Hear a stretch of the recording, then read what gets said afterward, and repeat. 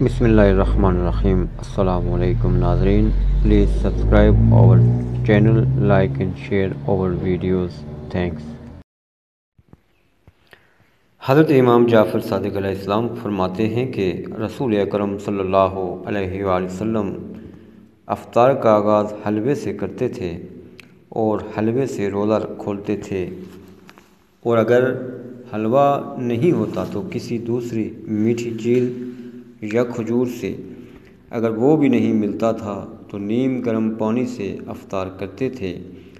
پھر فرماتے تھے کہ نیم گرم پانی معدے اور جگر کو صاف کرتا ہے اور سر کے درد کو ختم کرتا ہے۔